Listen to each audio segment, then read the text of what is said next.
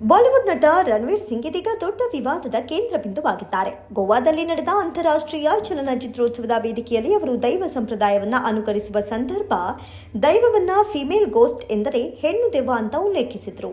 ತುಳುನಾಡಿನ ದೈವ ಪೂಜೆ ಅತ್ಯಂತ ಪವಿತ್ರ ಪರಂಪರೆ ಎನ್ನುವ ದೃಷ್ಟಿಯಿಂದ ಅವರ ಈ ಹೇಳಿಕೆ ಜನರ ಭಾವನೆಗಳಿಗೆ ದೊಡ್ಡ ಆಘಾತ ನೀಡಿತು.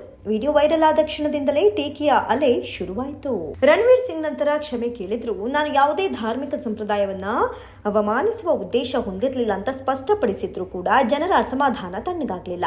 ಯೋಚನೆ ಇಲ್ಲದೆ ಮಾಡಿದ ತಪ್ಪು ಇದಾಗಿರಬಹುದು, ಆದರೆ ಇದು ಕ್ಷಮೆಯಿಂದ ಮುಗಿಯುವ ಕೆಲಸವಲ್ಲ ಅಂತ ಹಲವರು ಅಭಿಪ್ರಾಯಪಟ್ಟಿದ್ದಾರೆ.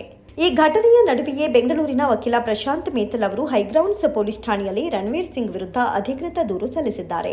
ಕ್ಷಮೆ ಕೇಳಿದ ಕಾರಣಕ್ಕೆ ಅಪರಾಧ ನಶಿಸುವುದಿಲ್ಲ, ಧಾರ್ಮಿಕ ಭಾವನೆಗಳನ್ನು ಹಾಳು ಮಾಡುವವರಿಗೆ ಕಾನೂನು ಕ್ರಮ ಕೈಗೊಳ್ಳಲೇಬೇಕು ಅಂತ ಅವರು ಒತ್ತಾಯಿಸಿದ್ದಾರೆ. ಈ ಹಿನ್ನೆಲೆಯಲ್ಲಿ ಈಗ ರಣವೀರ್ ವಿರುದ್ಧ ಎಫ್ಐಆರ್ ನೋಂದಣಿಯಾಗುವ ಸಾಧ್ಯತೆ ಕೂಡ ಇದೆ.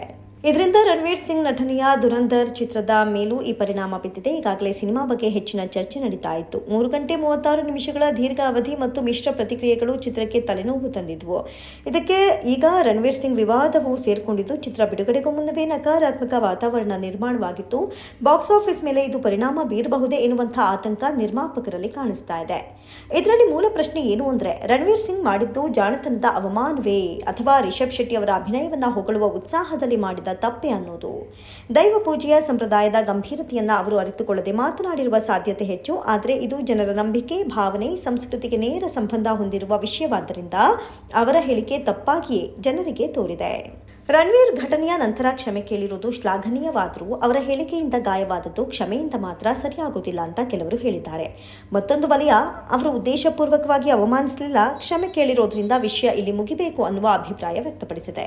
ಒಟ್ಟಾರೆ ದೈವದ ವಿಚಾರದಲ್ಲಿ ರಣವೀರ್ ಸಿಂಗ್ ನಡವಳಿಕೆ ತಪ್ಪಾಗಿತ್ತು ಅನ್ನೋದು ಸತ್ಯ. ಸಾರ್ವಜನಿಕ ವೇದಿಕೆಯಲ್ಲಿ ಧಾರ್ಮಿಕ ಹಾಗೂ ಸಾಂಸ್ಕೃತಿಕ ಸಂವೇದನೆಗಳನ್ನು ಗೌರವಿಸುವುದು ಪ್ರಸಿದ್ಧ ವ್ಯಕ್ತಿಗಳ ಮೂಲ ಕರ್ತವ್ಯ. ಒಂದು ಮಾತು ಎಷ್ಟು ದೊಡ್ಡ ವಿವಾದ ಉಂಟು ಮಾಡಬಹುದು ಎಂಬುದು ಈ ಘಟನೆಯಿಂದ ಮತ್ತೊಮ್ಮೆ ಸ್ಪಷ್ಟವಾಗಿದೆ. ಮುಂದಿನ ದಿನಗಳಲ್ಲಿ ಈ ಪ್ರಕರಣ ಕ್ಷಮೆಯೊಂದಿಗೆ ಶಮನವಾಗುತ್ತಾ ಎಂಬುದು ಕಾನೂನಿನ ಮುಂದಿನ ಕ್ರಮದ ಮೇಲೆ ಅವಲಂಬಿತವಾಗಿರುತ್ತೆ. ಆದರೆ ಈ ವಿವಾದ ರಣವೀರ್ ಸಿಂಗ್ ಮತ್ತು ಅವರ ದುರಂಧರ್ ಚಿತ್ರದ ಮೇಲೆ ಯಾವ ರೀತಿ ಪರಿಣಾಮ ಬೀರುತ್ತೆ ಅನ್ನೋದನ್ನ ಕಾದು ನೋಡಬೇಕಿದೆ.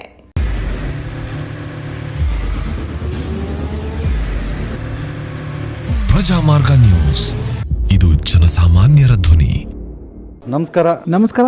ನೀವು ನೋಡ್ತಾ ಇದ್ದೀರಾ ಪ್ರಜಾಮಾರ್ಗ ನ್ಯೂಸ್. ರಾಷ್ಟ್ರದ ರಾಜ್ಯದ ರಾಜಕೀಯದ ಬಗ್ಗೆ ಹೆಚ್ಚಿನ ಸಿನಿಮಾ ಅಪ್ಡೇಟ್ಗಳಿಗಾಗಿ ಫಸ್ಟ್ ಲೈಕ್ ಮಾಡಿ, ಸಬ್ಸ್ಕ್ರೈಬ್ ಆಗಿ, ಹಾಗೆ ಫಾಲೋ ಕೂಡ ಮಾಡಬೇಕು.